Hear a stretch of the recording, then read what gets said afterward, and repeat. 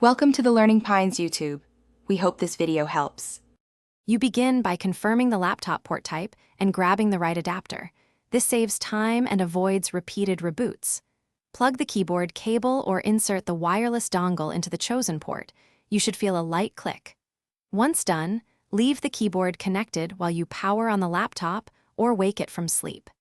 This immediate action ensures the system can detect hardware during boot or resume, which often registers devices more reliably than hot plugging on some systems.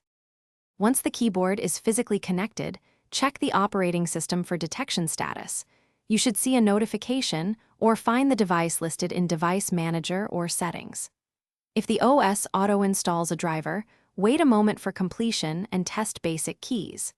If a driver is required, download the manufacturer package and run the installer.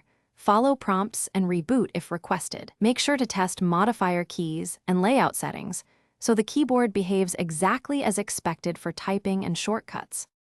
You finish by thoroughly testing the keyboard across common tasks, typing, shortcuts, and special keys. If keys fail or behavior is odd, first reseat the cable or dongle and try a different port. Adapters can be the hidden culprit.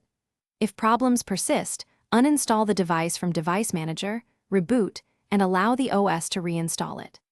As a key troubleshooting tip, test the keyboard on another computer to isolate hardware versus software faults. This clarifies whether to replace the keyboard or update drivers on your laptop. Thanks for watching. Consider subscribing if we helped you.